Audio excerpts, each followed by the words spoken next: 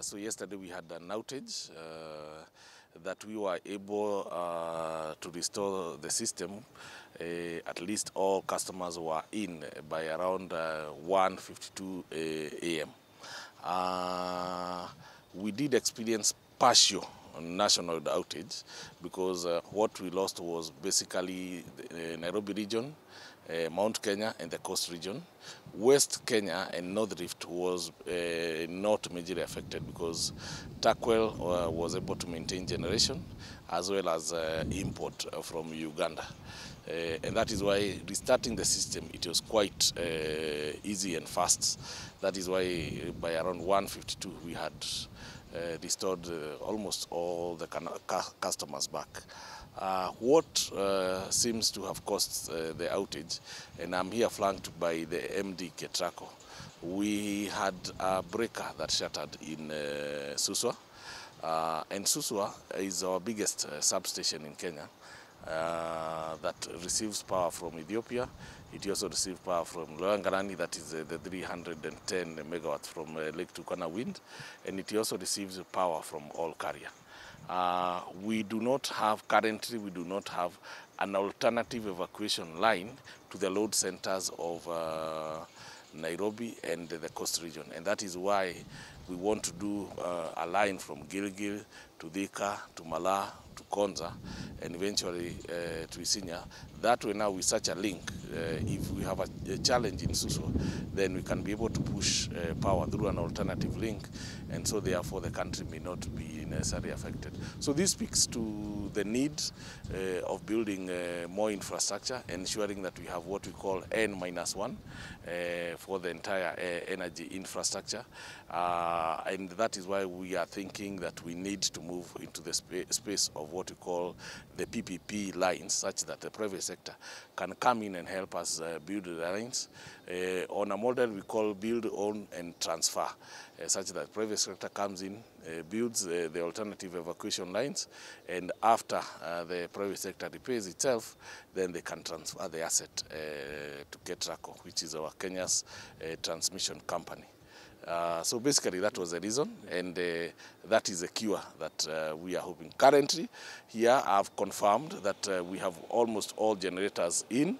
We do not have Ethiopia import because we have a small maintenance going on, but currently the system as it is, we have currently a demand of around 1538 megawatts. We are anticipating, because being a Saturday, to peak to around 1900 by evening. I need to report that last month we did see the country's peak rise to 2,239.5 megawatts, which has never been recorded, and the system still remains stable. And before that, we had seen between February and August, we had seen 3 other peaks from 2179, 2124, and now we are 2224, and now we are at 2239.05. So we can confirm that the system is stable. We have adequate generation. All we need now is to continually improve on infrastructure. I need to commend the Kenya Power staff, mostly the engineers, because they turned around from their homes, ensured they came to all the regional control centers. Within 10 minutes, we had all the staff, and that is why you saw the quick turnaround. Other than distribution, where we can say we have no monopoly, the sector, we have really put sectors where we have Kengen that is generating together with the IPPs. We have Ketrako that is doing the transmission lines, and then we have KPLC and REDEC doing the last mile distribution. What I want to confirm to Kenyans is that we are probably at a good stage currently. We do have 2 proposals by 2 different companies. We have Africa 50 wanting to do 2 transmission lines, and we have Adani Group also wanting to do another set of transmission lines. We are still at the negotiation stage of these PPP projects.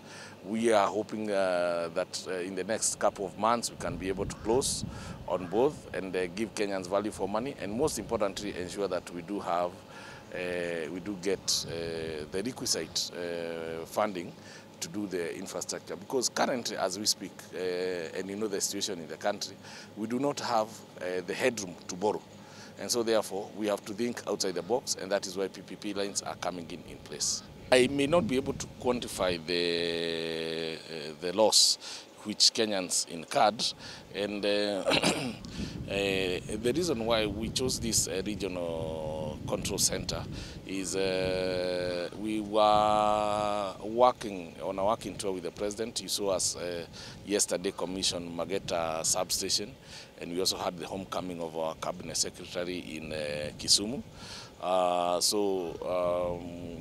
When now this happened, I was in Kisumu, but we were scheduled to be on this side. And when I got the invite from the media, I told them that the easiest place we can do this interview is at the regional control center in Kiganjo. So that is why we are here. Currently, the grid is stable. We do have, at the moment, about 1538 megawatts being generated and consumed. We expect that to peak to around 1900 by evening. We expect the current generation to meet that demand. To build the entire transmission lines that we require as a country in our medium term, we require about $5 billion. That's close to about 750 billion shillings, close to, about 750 billion shillings to build immediately, to open up the country as we need, and to have what we call N-1. So those are in a lot of resources, and that is why we want to bring in the private sector in form of PPPs so that they can be able to bridge in the gap.